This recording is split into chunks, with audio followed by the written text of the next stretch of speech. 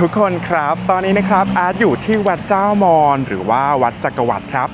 สารภาพกันก่อนเลยครับว่าวัดเจ้ามอญหรือว่าวัดจักรวรรดิเนี่ยไม่ได้อยู่ในแผนการเดินทางของอาร์ตในทริปอยุธยาในครั้งนี้เลยนะฮะแต่ว่าขับรถผ่านครับเพราะว่าอาร์ตไปไหว้วัดกุดีดาวมาใช่ป่ะแล้วก็เห็นว่าเฮ้ยวัดข้างๆคือวัดอะไรอ่ะเจดีย์สวยมากเลยครับก็เลยไปหาข้อมูลแล้วก็เดินเข้ามาไหว้ครับไปหาข้อมูลมาแล้วนะครับเขาบอกว่าวัดเจ้ามอญหรือว่าวัดจักรวรรดินะครับน่าจะสร้างตั้งแต่สมัยอยุธยาตอนต้นๆเลยครับแต่ว่าไม่รู้ว่าสร้างเมื่อไหร่นะครับหาไม่เจอใครเจอพศการสร้างก็แจ้งได้นะครับแต่ทีนี้ที่อาร์ตสนใจเพราะว่าเขาบอกว่าเจดีย์ประธานนะครับแบบนี้เพิ่งจะได้รับการบูรณะสมัยพระเจ้าอยู่หัวบรมโกศครับพร้อมๆกันกับการบูรณะวัดกุดีดาวนั่นแหละนะครับแต่ว่า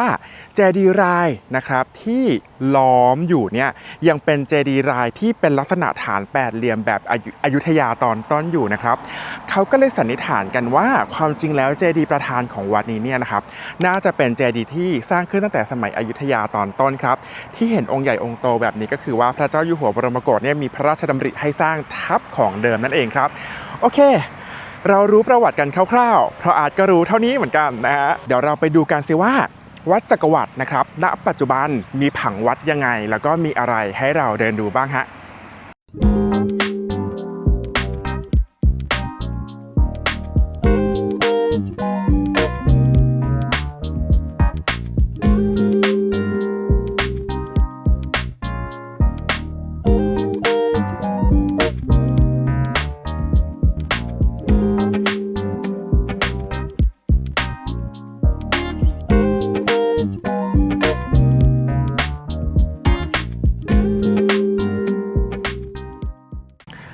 โอเคฮะเดี๋ยวอาร์ตเดินมาข้างๆวัดนิดนึงนะกันนะครับจะได้เห็นผังของวัดได้อย่างชัดเจนตอนนี้วัดมีขนาดไม่ได้ใหญ่มากนะครับแต่ว่าเขาเชื่อว่าสมัยก่อนน่าจะมีขนาดใหญ่กว่านี้เพราะว่ามีร่องรอยกำแพงถึง3ชั้นเลยนะครับแต่ตอนนี้เราเห็นอยู่ชั้นเดียวนะครับมาด้านหน้าคือพระอุโบสถนี่คือถนนนะครับด้านนี้คือถนนมาตรงนี้คือพระอุโบสถครับพระอุโบสถนี้มีประวัติด้วยนะฮะเดี๋ยวเราค่อยเล่ากันเนาะแล้วก็จะเป็นพระปรางพระเจดีย์ประธานนะครับด้านหลังพระเจดีย์ประธานนะครับก็น่าจะเป็นพระวิหารนะครับตามผังวัดเนี่ยน่าจะเป็นลักษณะนี้ไม่รู้ว่าที่อาร์ตอ่านมาจะตรงกับความเป็นจริงไหมอย่างนั้นเราไปทีละส่วนกันครับอย่างแรกเรามาดูพระอุโบสถละกันครับความจริงตอนที่อาร์ตแนะนำประวัติวัดเนี่ยอาร์ตถ่ายอยู่หน้าพระอุโบสถอยู่แล้วนะครับแต่ว่าอาร์ตบอกว่าพระอุโบสถที่นี่เนี่ยมีตำนานก็คือว่าอาร์ตเล่าให้ฟังแล้วใช่ไหมว่าตอนแรกเนี่ยเขาเชื่อกันว่าจะมีพระเจดีย์ประธานองค์ไม่ได้ใหญ่มากนะครับแล้วก็ในระยะแรกเนี่ยก็จะมีพระวิหารเลยคู่กับองค์เจดีย์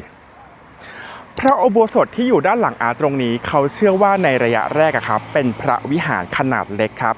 แล้วก็พระเจ้าอยู่หัวบรมโกศนะครับก็ทรง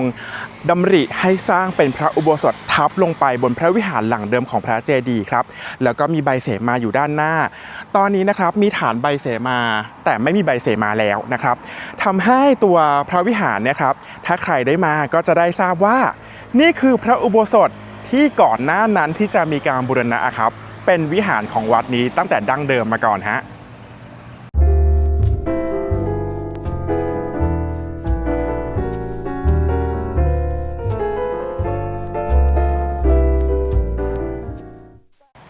ไปครับพระอุโบสถนะครับเดินขึ้นมาได้ด้วยนะจ๊ะทีนี้พระอุโบสถเนี้ยจะเป็นลักษณะแบบอยุธยาเลยก็คืออาสังเกตว่าในอยุธยาเนี่ยจะไม่ค่อยเป็นพระอุโบสถที่เสาอยู่ติดผนังครับจะเป็นเสาที่อยู่ตรงกลางวัดอยู่ตรงกลางสิ่งปลูกสร้างนะครับก็คือแบบนี้เห็นปะยังมีฐานเสาอยู่แต่ว่าที่นี่เนี่ยอาร์ตแปลกใจละกันนะครับคนอื่นอาจจะไม่แปลกใจอย่างอาร์ตนะครับก็คือเป็นฐานเสาอาร์ตจะเห็นวัดอื่นเป็นวงกลมที่นี่เป็นสี่เหลี่ยมก็แปลกดีครับไม่เคยเห็นหรือว่านี่บูรณะแล้วมันเลยเป็นสี่เหลี่ยมก็ไม่รู้นะฮะแล้วก็จะมีจุดที่เคยมีพระประธานนะครับน่าจะมีพระประธานอยู่ตรงนี้นะครับยังมีฐานอยู่และมีเศษพระอยู่ด้วยนะครับน่าจะเคยเป็นพระประธานมาก่อนนะครับยังมีคนแอบเอาพวงมาลัยมาไหว้อยู่เลยนะความจริงแล้วตัวพระอุโบสถนะครับพอตรงขึ้นไปครับก็จะเป็น พระเจดีย์ประธานพอดีครับในเมื่ออ่านมาประวัติของพระอุโบสถมีเท่านี้หลักๆเพื่อจะให้รู้ว่าพระอุโบสถสร้างทับบนวิหารเก่านะครับรู้แค่นี้เลยฮะเราไปดูต่อดีกว่าเราไปดูกันที่เจดีย์ประธานครับเจดีย์ประธานนะครับอย่างที่อาร์ตเล่าไปแล้วตอนต้นๆใช่ไหมว่าตอนแรกเขาเชื่อว่าจะเป็นเจดีย์องค์เล็กๆนะครับแล้วก็พระเจ้าอยู่หัวบรมโกศมีการสร้างเจดีย์องค์บึ้มทับขึ้นมาครับโดยเจดีย์นี้นะครับจะถอดแบบมาจากเจดีย์วัดกุดีดาวที่มีการบูรณะแต่โชคร้ายที่เราไม่ได้เห็นเจดีย์วัดกุดีดาวในปัจจุบันเพราะว่ายอดพังลงมาแล้วใช่ไหมครับแต่ว่าเขาเชื่อว่าสมัยก่อนอ่ะตอนสมัยที่สร้างวัดใหม่ๆครับก็จะเป็นกลุ่มเจดีย์นะฮะอาจไปอ่านเจอมาเขาบอกว่านี่คือเจดีย์ประธานใช่ปะรอบๆเจดีย์ประธานเนี่ยครับจะมีเจดีย์รายด้วยนะในวัดเนี่ยจะมีเจดีย์รายถึง23องค์เยอะมากเพราะว่าเป็นวัดที่ขนาดไม่ได้ใหญ่มากครับแต่ว่ามีเจดีย์ราย23องค์คือใหญ่มากและรอบๆของพระเจดีย์นะครับก็จะมีเจดีย์รายที่เป็นเจดีย์ประกอบขององค์เจดีย์ใหญ่ครับอยู่16องค์แปลว่าในระเบียงแก้วของพระเจดีย์ครับหรือว่าระเบียงคดของพระเจดีย์เนี่ยมีเจดีย์รายอัดกันอยู่ถึง16องค์ซึ่งถือว่าเยอะมากในขนาดเล็กเท่านี้นะฮะเราไปเดินดูรอบๆพระเจดีย์ให้ชัดๆกันดีกว่าฮะ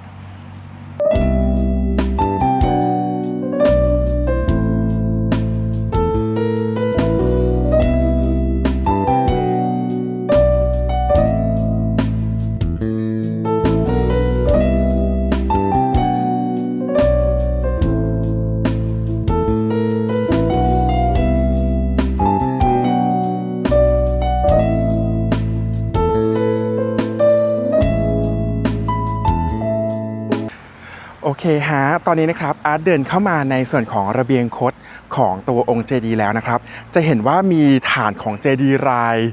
อยู่เยอะมากๆครับแล้วก็เจดีย์รายที่นี่นั่นเองครับที่เป็นตัวระบุอายุของวัดว่าน่าจะสร้างขึ้นในสมัยอยุธยาตอนต้นครับอาจไปเจอมามีเจดีย์องค์หนึ่งเลยครับที่กรมศิลปากรถ่ายแล้วก็เอาลงเว็บไว้แล้วเขียนไว้เลยว่าอันนี้เนี่ยเป็นลักษณะเจดีย์ฐานแปดเหลี่ยมแบบกรุงศรีอยุธยาตอนต้นก็คือองค์นี้นั่นเองเดี๋ยวอาร์ตพาไปให้ดูนะ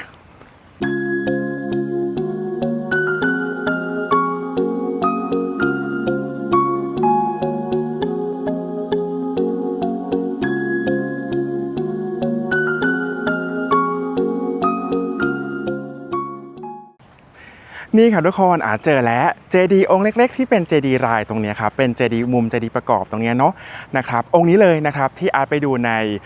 เว็บของกรมศิลปากรเขาบอกว่าองค์นี้เนี่ยน่าจะเป็นเจดีย์ที่มาตั้งแต่เริ่มสร้างวัดนี้ในสมัยอยุธยาตอนต้นเลยก็นานๆทีครับได้เห็นเจดีย์ที่ค่อนข้างสมบูรณ์ตั้งแต่สมัยอยุธยาตอนต้นนะครับทีนี้อ่านมาตอนแรกในเว็บเนี่ยเขาบอกว่าจะมีพระวิหารซึ่งอยู่ด้านหลังของตัวองค์เจดีย์แต่ตอนนี้นะครับอาร์ตเดินมาสู่ด้านหลังองค์เจดีย์เป็นที่เรียบร้อยแล้วครับอย่างไรก็แล้วแต่ไม่มีพระวิหารให้เห็นนะครับจริงๆมันมีลานโล่งๆตรงนี้ทุกคนจะเห็นไหมนี่คือเจดีย์ใช่ไหมนี่คือเจดีย์นี่คือลานโล่งๆตรงนี้ครับอ่านว่าตรงนี้แหละที่ทำให้เว็บไซต์บางเว็บไซต์บอกว่าด้านหลังคือพระวิหารแต่เท่าที่อาร์ตดูแล้วเนี่ยไม่น่าจะเป็นบริเวณวิหารนะครับน่าจะเป็นลานที่ทำกิจกรรมกันด้านหลังมากกว่าครับประกอบพิธีกรรมต่างๆครับไม่น่าจะเป็นพระวิหารเพราะว่าอาร์ตไม่ได้เห็นร่องรอยเสาเลยนะครับมีแต่ร่องรอยกำแพงนะครับถ้าใครมีข้อมูลก็บอกหน่อยละกันว่าพื้นที่ด้านหลังของเจดีย์เนี่ยเป็นพระวิหารหรือเปล่าแต่ว่าไม่น่าใช่แหละเพราะว่าเธอมันเล็กมากเห็นปะนี่คือกำแพงเจดีย์ใช่ไหมครับนี่คือกำแพงวัดแล้วอะคือมันเล็กมากเกินไปที่จะเป็นวิหารนะครับหรือว่าความจริงแล้วเนี่ยเขาควบวิหารไปเลยกับพระอุโบสถเพราะว่ายังไงก็เป็นการสร้างพระอุโบสถทับพระวิหารอยู่แล้วหรือเปล่านะครับใครมีข้อมูลก็ช่วยคอมเมนต์บอกอาทีนะฮะ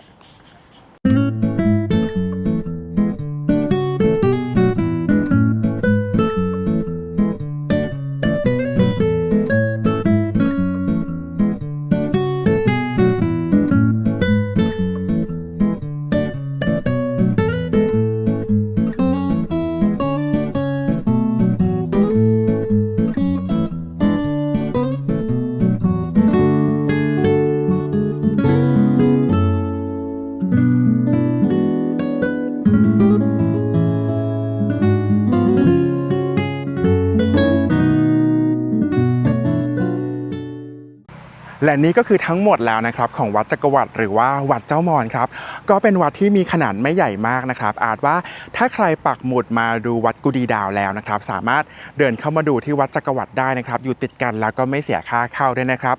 วัดจักรวรรดินะครับก็เป็นวัดที่เก่าแก่นะครับผังวัดไม่ได้ใหญ่มากเลยณตอนนี้ที่อาร์ตพาทุกคนไปเดินชมตั้งแต่หน้าวัดยันท้ายวัดแล้วเนี่ยก็จะมีพระอุโบสถที่ตอนนี้เหลือแค่ฐานนะครับแล้วก็หลักๆแล้วนะครับที่เขามาไหว้กันก็คือเจดีย์ประธานองค์นี้ครับซึ่งมีเจดีย์รายอัดแน่นอยู่เยอะมากๆเลยครับแล้วก็เจดีย์รายนะครับที่เราคุยกันไปก็คือจะเป็นเจดีย์รายบางองค์เนี่ยนะครับมีอายุจนถึงอยุธยาตอนต้นเลยทีเดียวครับทั้งหมดนี้ไอก็หวังว่าทุกคนจะชอบกันนะครับกับวัดจักรวรรดิหรือว่าวัดเจ้ามอนฮะ